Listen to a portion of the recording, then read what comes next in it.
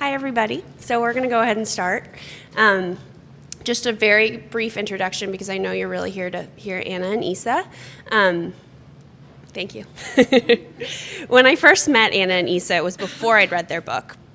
I knew them as the twins that had written about living with cystic fibrosis and surviving lung transplants.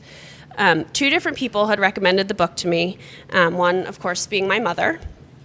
And the night I met them, they were at a gala to accept the Breath of Life Award for their amazing contributions to the cystic fibrosis community and to research for finding a cure. And after speaking with them, I knew that I had to read the book.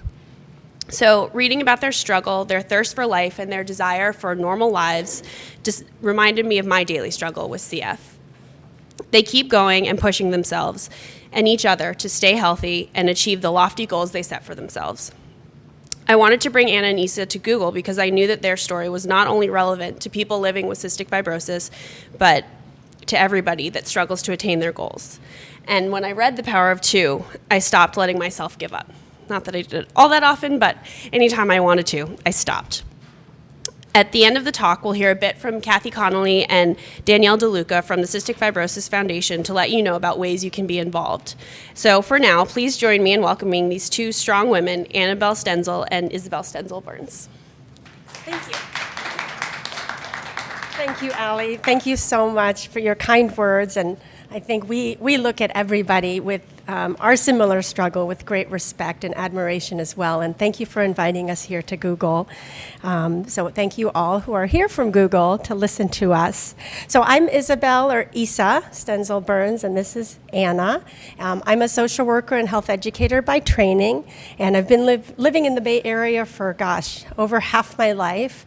And it's great to be on campus at Google because this place is sort of part of the Bay Area culture.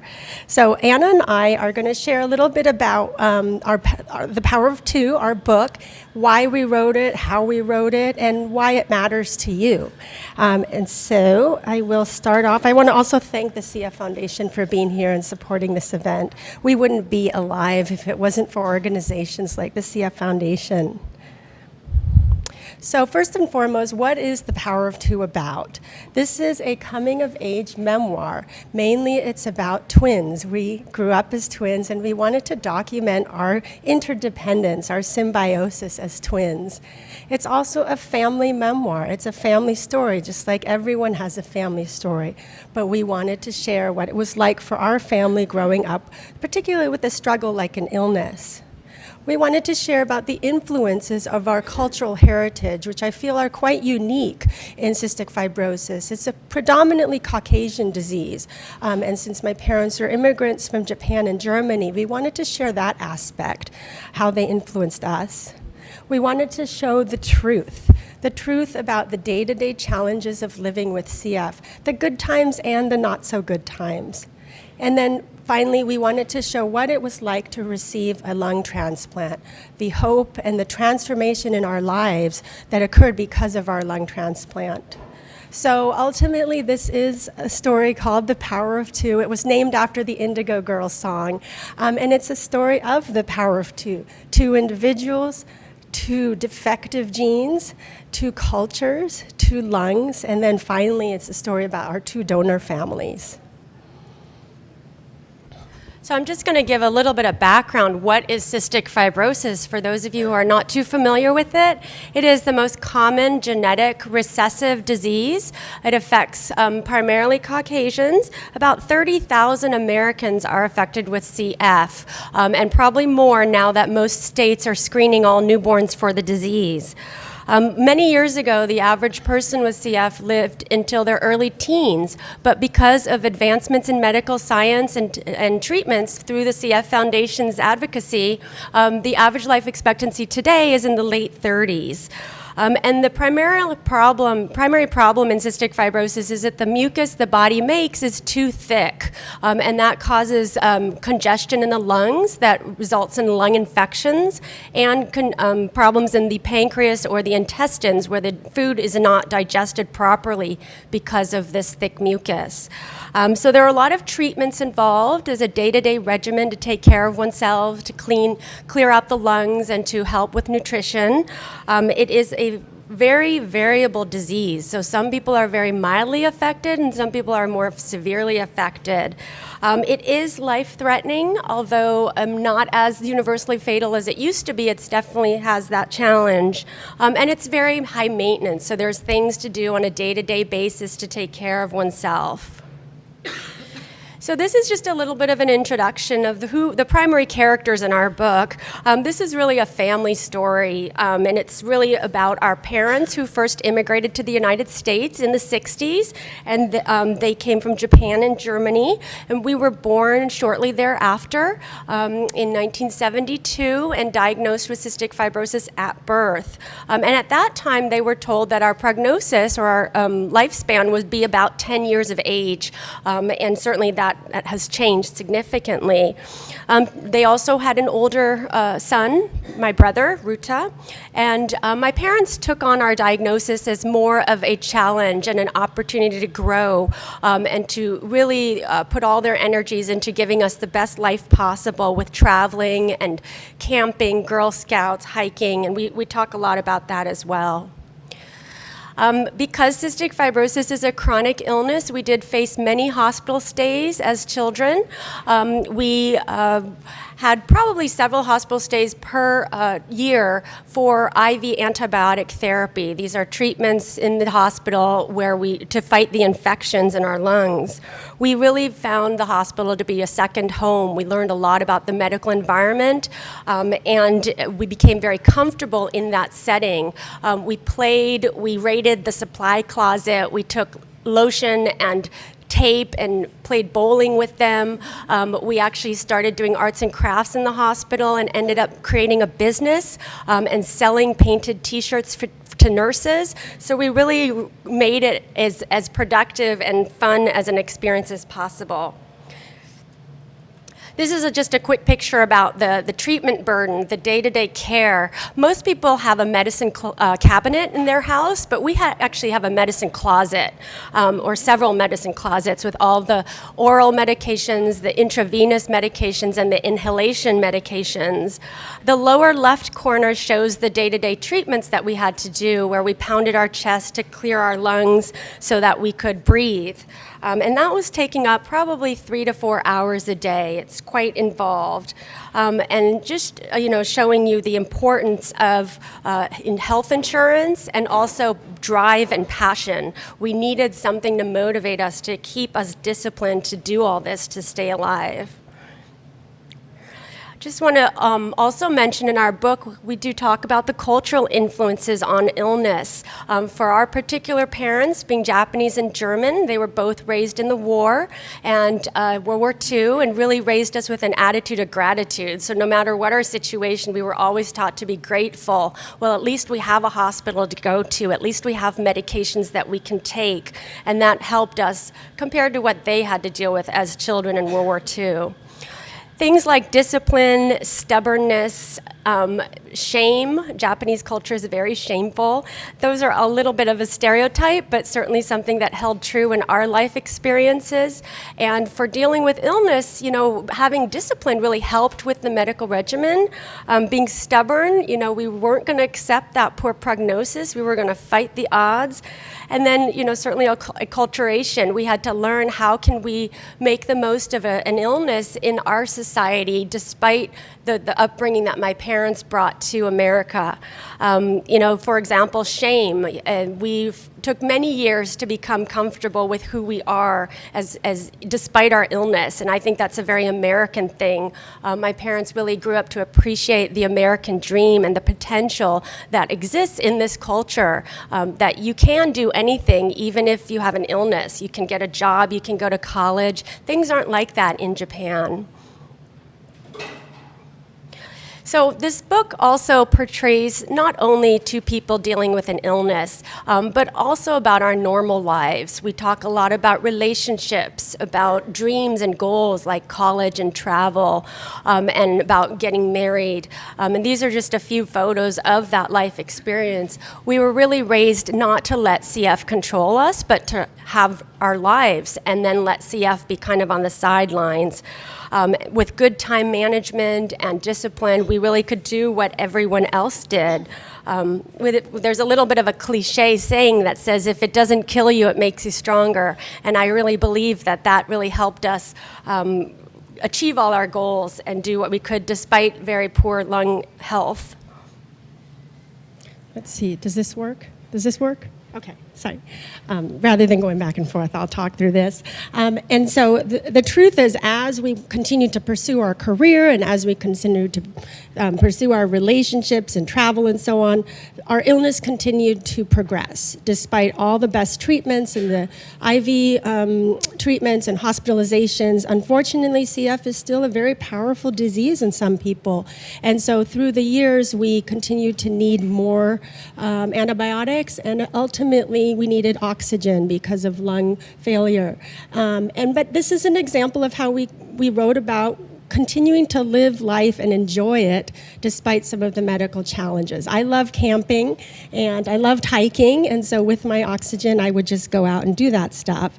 And you can see my husband and I in the tent, and I'm carrying a little nebulizer in that picture, so we just had a portable device to do treatments in the tent. Or likewise, I went to the beach one time with my friend, but I happened to be on IV antibiotics, and I had to, rather than not go, just put the IV on a pole and carry that around. A little embarrassing, but it was an example of how I just still wanted to see and enjoy the outdoors. So as we progressed, I think the good thing about cystic fibrosis is that it's the kind of disease where you can sort of think about taking the bad part out and putting in a new, and that was the idea of transplantation. That gave us tremendous hope for the future. And the next slide is kind of graphic, but it's a very complex psychological process of accepting that our disease has progressed to a point of the fact that we were going to die of CF or we could pursue transplant.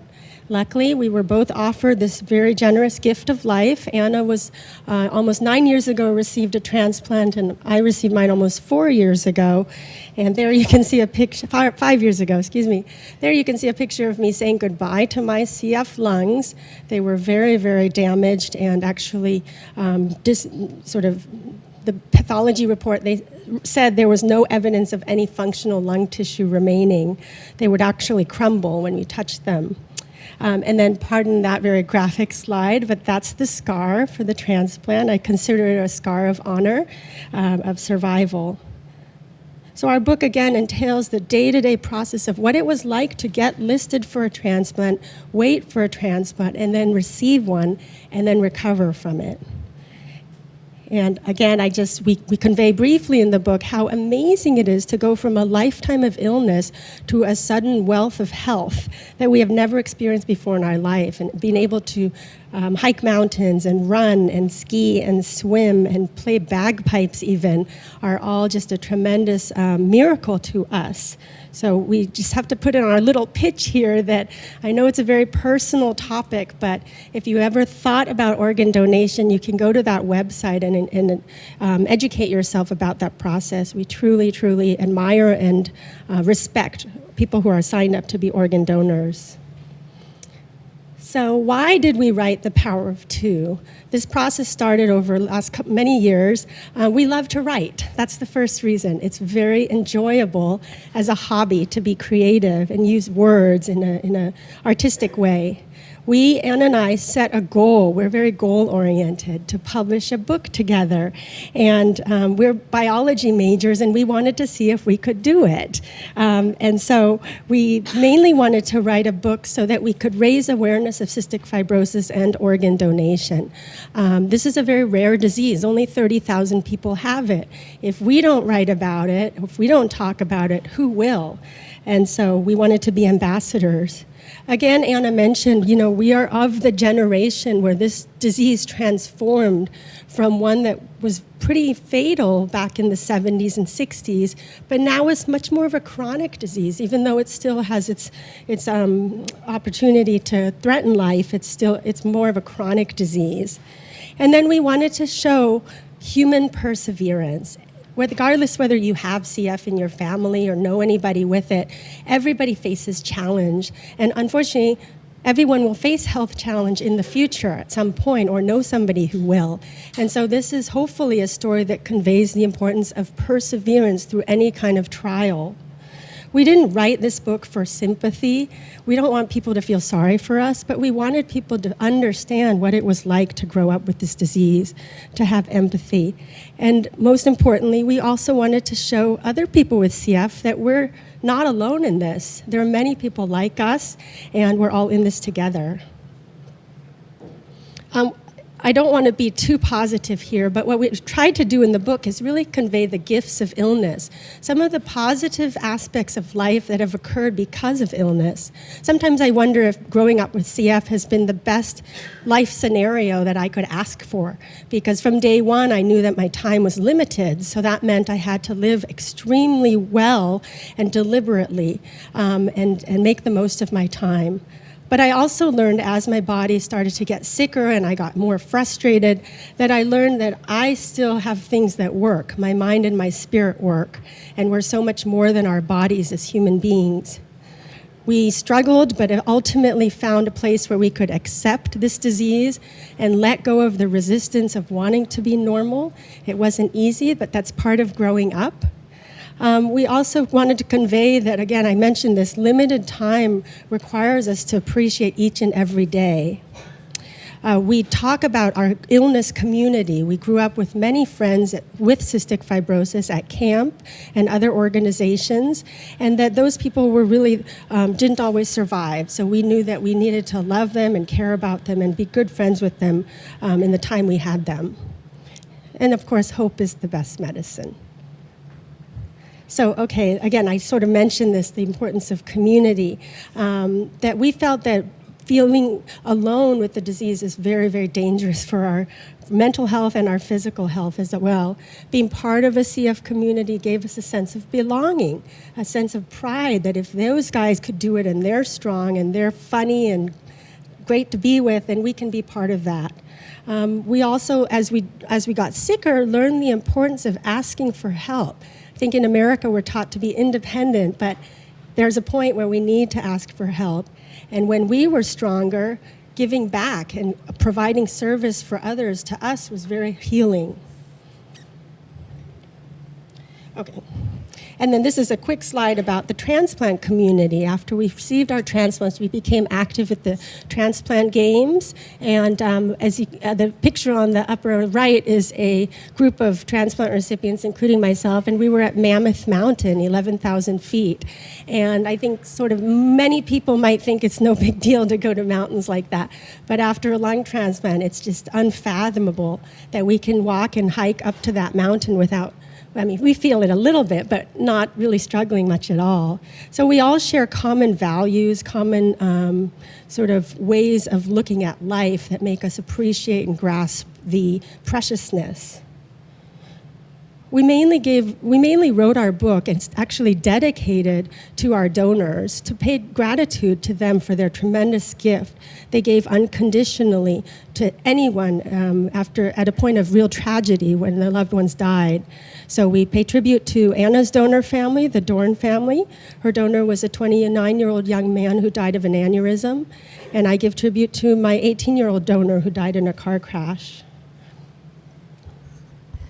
So I'll just talk about how we wrote The Power of Two. Writing for us really started when we were kids. Again, trying to be productive in the hospital setting. We started to document our experiences by journaling, and we wrote just as a hobby. Again, we use this as an entrepreneurial opportunity, and we typed up our booklet and sold them in addition to the T-shirts that we painted. So this is an example of the type of journaling that we did, just documenting the hospital experience, the medical procedures we had. And now that we look back, it was actually a form of art therapy. It was very therapeutic. We wrote down what was happening, and it was a way of gaining mastery over and controlling the situation that at the time was uncontrollable. This is just an example of the creative ways that cystic fibrosis can open up doors to artistic expression. This is a website called The Breathing Room, which is a place of artistic expression through poetry and photographs for people with cystic fibrosis. This is just one example of Isabel's picture, where she is, instead of having a luxurious bubble bath, she's bathed in medical equipment, pills, syringes, tubing, and the irony in that. And this is just another picture of our treatments that we did on each other several times a day, hitting each other on the back. We really developed a very strong pain tolerance and a toughness that we wouldn't have otherwise. And this just shows kind of our symbiotic relationship and how we helped each other stay alive. So the trigger to write the book came primarily in the early 2000s when Isabel had a medical crisis of a severe lung bleed and had to go on disability, so she no longer could work. And this really gave an opportunity for her to reflect on her life and document her life experiences. There's a well, you all know Maya Angelou, and she said that there's no greater agony than bearing an untold story inside you. And I totally agree that there's certain creativity and outlet spurred by challenges rather than holding it in to let it out. And in doing so, writing down our experiences, we really had benefits of reviewing our life and found it very therapeutic. Dorothy Allison is another writer. She says, "I'm the only one who can tell the story of my life and say what it means, because we all have a story to share." So I'll share a little bit about the process of writing. I started actually in March 2003. I said, I'm going to write a book. I can't do a whole lot now that I'm on disability, but I can write. And of course, being a twin, Anna said, well, I should write too. So of course, we ended up writing together. And we would assign topics to each other and then give each other our material to review and edit. And as you can imagine, with your own siblings perhaps, and us being twins, there was a lot of back and forth and bickering about what we thought was important to include and what wasn't. We also argued about whose memory was accurate and things like that. But it was very helpful because sometimes a memory would come, but it may have not been detailed, but then Anna would remember a lot more, and so it was a dual process. And Anna wrote a lot of journals when she was growing up. I wrote a few. I was too lazy. But we used Anna's journals and then a lot of childhood photographs to help spur our memories. The first task we strove towards was to read a lot of memoirs. I, during disability, started to take writing classes and attend writing conferences.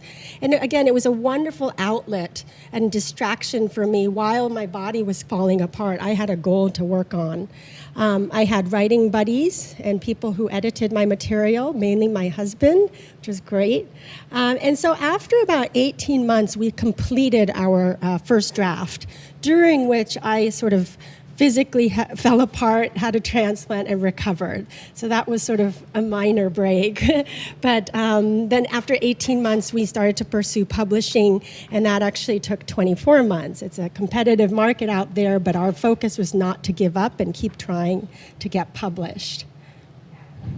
So again, Anna mentioned this a little bit, but we look back now and see that writing our book really allowed us to organize our past and the emotions that we experienced related to our illness, to find a place of acceptance, to say, it was all okay. So I'm interested in this topic, the idea of healing through writing. James Pennebaker is a psychologist from Texas who really talks about how expressing oneself can have positive impact on our health, immune function, heart function, and so on, whereas inhibiting or holding in thoughts is actually linked with poor health. And I feel like I can, now that I've written the book, I can truly attest to that. I really hope that some of this material will make you think, or encourage you to think of writing yourself. So after our book came out in December 2007, we ended up going on a book tour, and we've hit about 20 states, probably more in the next year, with more than 32 events, speaking and promoting our book. It's been a fabulous experience, a great opportunity to travel, which is our biggest hobby. And we were featured in People magazine and some other publications and news opportunities to help promote organ donation and cystic fibrosis awareness. Some of the challenges including the endless amount of marketing. I think there's never an end to that. And promotion, taking a lot of time, energy, and a learning curve, because obviously this is not our area of expertise in terms of us being biology majors, not business people. So it's been fun, it's been rewarding, and most important, we've met people from all over the United States and the world, and that's been incredibly inspiring, including Allie. We wouldn't have met you without this. So why does the power of two matter to you, to the average person? I think that when the public becomes aware of illnesses, it creates empathy, it creates perspective, and looking at one's own lives and relative to other people's challenges, and it makes people, in general, accept people differently and look at people differently. Hopefully it will make the lives easier of those who struggle with illness. I think Google is about information and about connecting people. Obviously, Google has the search engine of the universe, and that is really what having an illness really is all about. It's about connecting with people and gaining information to survive. So we've really found, there's a wonderful opportunity to work with Google to do this. Everyone faces struggle, either illness or financial, social, emotional. Everyone has some challenge, and by portraying people who have dealt with an illness, hopefully we can set an example on positive ways to deal with other challenges. And we all have a story to share, and what we did is put ours in writing. There's 30,000 Americans that live with a very similar story as ours, and ours is no better or worse than their story. It's just on paper, and so it's hopefully going to give empathy to you to understand all the other people that are dealing with cystic fibrosis in particular, but other illnesses too. So as we mentioned, The Power of Two, A Twin Triumph Over Cystic Fibrosis is our book that is available on Amazon.com or on our website, StenzelTwins.com. We do give a portion of our proceeds to cystic fibrosis research, so the advancements in this disease can continue.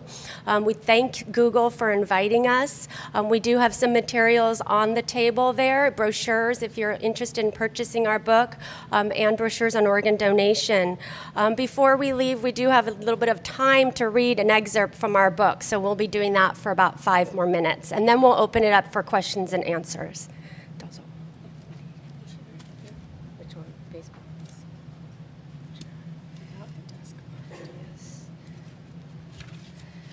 So I'm going to read a small section about a childhood scene of dealing with parents that are foreigners. So it was a warm June afternoon in 1979, and the Southern California sun shone in a cloudless blue sky. Dad had just picked up Isa and I from the swim team. My hair was still wet, and my lungs felt clear. Isa, Ruta, that's my brother, and I were riding in the backseat of our Plymouth Volare, watching the other cars speed past us along Sunset Boulevard. I'm going to skip a few minutes. Ruta grew restless. He grabbed my cheek, and his fat finger pushed against the scar below my nose, a reminder of a bad fall from my bunk bed years earlier. "Scarface," he squealed, "you're so ugly. Aha, you look like Medusa. I better not look at you or I'll turn to stone." He pulled my hair and held his arms above my face to shield his eyes from my view. I yelled at him to stop, but my pleas were just fueled Ruta's amusement. Isa laughed, glad she was being spared. Just then, Ruta let go of me and grabbed her arms, pulling the sleeves of her rainbow-striped sweater. He giggled as he tugged them and tied them into a long knot. Isa flailed her frail arms, but he was too strong. "Let go, quit," she yelled. "Dad, make him stop." But now only an orangutan could fit into her favorite sweater. Dad looked in the rearview mirror. Ruchan, it's enough now. He stopped momentarily, but within minutes he had quietly resumed his harassment, this time pinching my cheeks. I'm going to skip a little bit and then go. We arrived at the game as the game was starting. Dad shook his hands with a few colleagues, people I didn't recognize. This was the first time he had taken us to an event at his work, and some of the faculty seemed surprised to discover that Professor Stenzel even had children. 20 pairs of fathers and sons stood before what seemed to be an umpire who had just finished dividing the participants into teams. Dad motioned to us to sit on the bleachers with the girls. One girl, a little older than me, sat down beside us. She pointed to Dad and asked if he was my father. I nodded. She examined my tall, sinewy father with his thin features and sandy brown hair. She turned back to me and asked if I was adopted. I said no. Then I had a moment of doubt. Was I? She said I didn't look like my dad, so I told her my mom was Japanese. She paused and asked if I ate sushi and liked Hello Kitty. I smiled and nodded. We were interrupted when the loudspeaker boomed. A voice welcomed everyone to the 16th annual Father's Day father and son faculty baseball game. The national anthem blared from the loudspeaker, and the crowd rode in unison.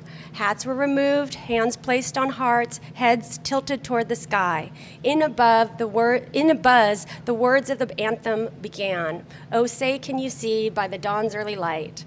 I stopped there. I could go no further. I didn't even know the words. I looked over at Dad and Ruta. Their lips, too, were unmoving. The crowd sang with determination, but we stood there silent. When the game began, Dad was up. He grabbed the bat and positioned himself at the home plate, ready for the pitch. I never saw him play baseball before. In fact, I wonder how he even knew how to play. He'd never watched sports on TV or even been to a baseball game. Dad viewed sports as exercise, not entertainment. The pitch was cast, and Dad swung the bat with vigor. Whack! Isa and I stood up, cheering. We saw Ruta jumping up, clapping. As the ball flew into the field, Dad dropped the bat and ran as fast as his hiking legs could go. Fueled by a jolt of adrenaline, he headed for third base. I gasped. There was laughter from the crowd. I heard voices in the crowd. I'll be darned, he's going the wrong way. And I can't believe Professor Stenzel doesn't know how to play the game. The girl sitting next to me rolled in her seat, snickering. I glared at her. Dad made it to third base with a look of satisfaction. Then he looked at the crowd, and his features sank as he realized his mistake. His legs dashed away from the base and then back towards it again, unsettled, until he took off again, running across the field, through the pitcher's mound, towards first base. The ball followed him, thrown from an outfielder to the first baseman, who struck Dad's back with his mitt. Out, the umpire screamed. Dad's pace slowed. His hair hung over his eyes, and he lowered his face in disappointment, embarrassment, or both. When Dad returned to the bench, Ruta kicked up dust with his feet and groaned, God, Dad, if you didn't know how to play, why didn't you just say so? We left the game that afternoon dejected. Dad and Ruta's team had lost. In the car, there was silence. Ruta sulked, looking out of the window, not even interested in teasing us. I was embarrassed for Dad and for Ruta. Our family seemed totally un-American, and all of the UCLA faculty knew it. The Stenzels were from a different world. So that's just an example of our acculturation experience.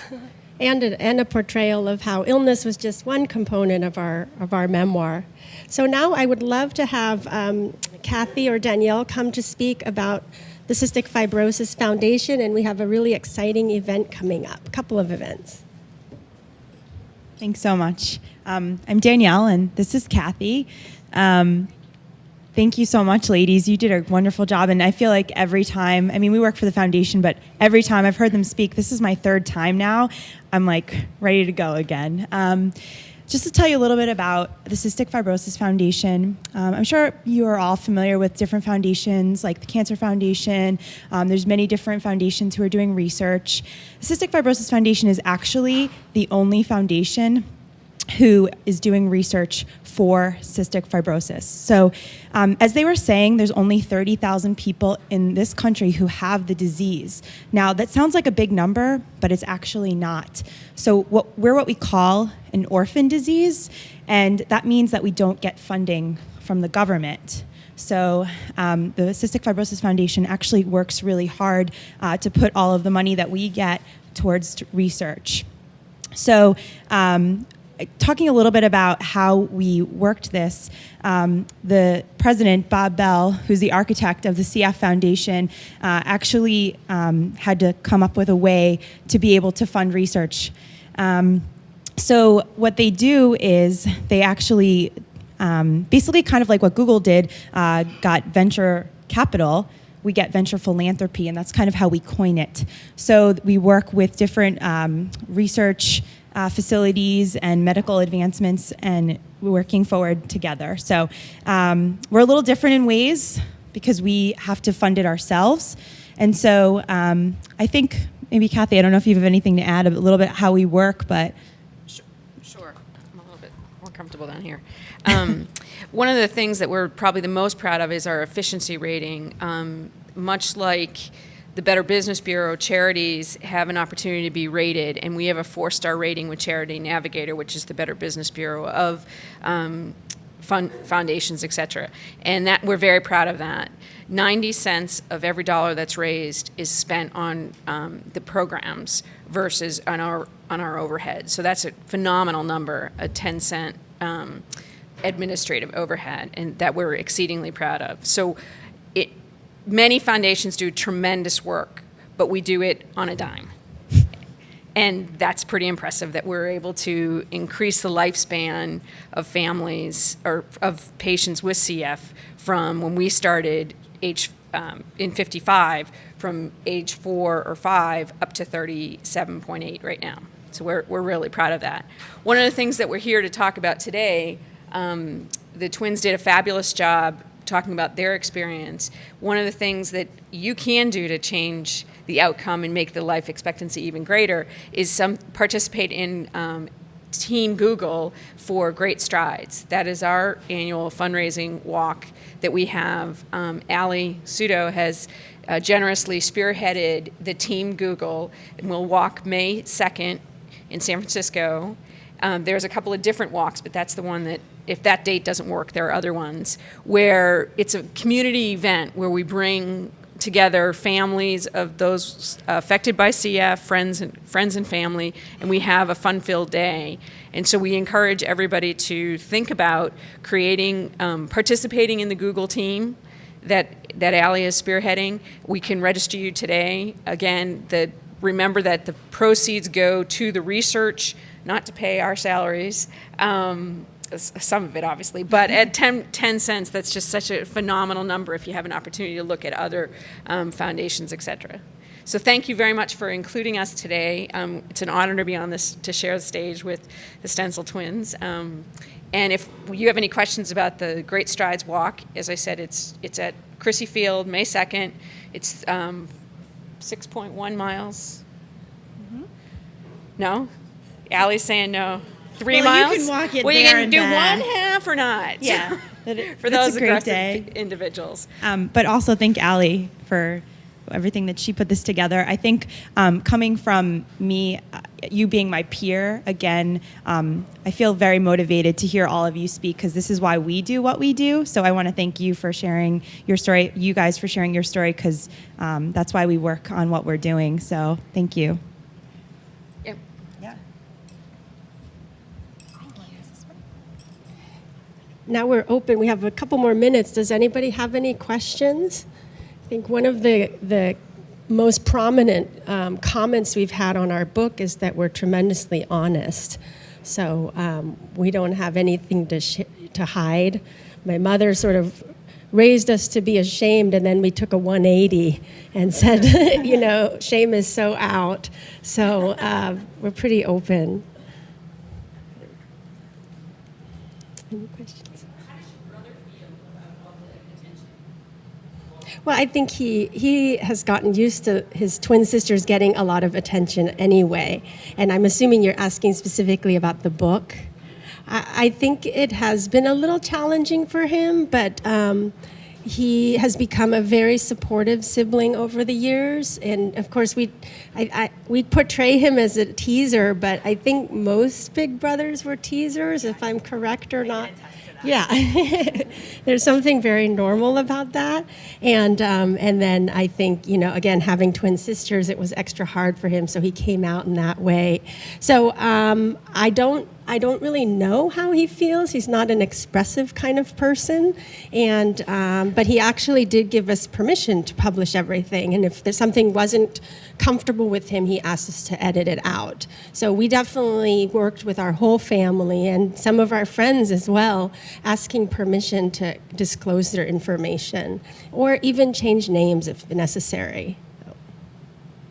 But, you know, we didn't write the story to make anyone feel embarrassed or bad.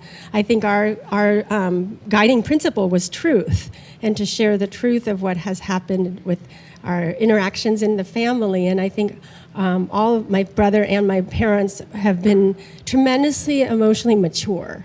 And even my parents say, you know, I don't care if people read that. I'm too old to care what people think. And so I admire that kind of attitude. And also, you know, no family is perfect. So. I can also attest to that. I actually have a question for you, if you don't mind. Can you talk a little bit about your life, like the before and after? And I'm sure that's in the book a little bit more, but what do you think you can explain is the most important, or I don't know, just something that you'd like to express about the difference between before and after, maybe your feelings or whatever. Of transplant. Yeah. I'm going to repeat the question so that people in the video can hear. Danielle asked, what is the biggest difference between life before transplant and after transplant? And I can tell you that as a child, I always prayed for one day of not coughing and not having shortness of breath. And now I'm approaching almost 9 years of that. And so it's really the freedom of health. I think, as many of you know, the healthier you are, you can do anything. The sky is the limit. I mean, of course, there's mental health, social health, emotional health, which is just as important as physical health. But to me, the greatest benefit is really being engaged in life and being able to do things I want to do and I love to do, and to really have a whole new life and start living. I think we were doing a lot of that before. We showed our slide of going to college and having relationships and traveling and getting married. And we were definitely engaged in life also, but always with the hovering sense of one feeling, you know, crappy, not being able to breathe, and always with the sense of sort of doom, like we don't know how long this is going to last. And granted, we feel the same way. Transplantation is not a cure, it's life extending right now, but we feel great. So we don't have that constant reminder that things may not continue. Yeah.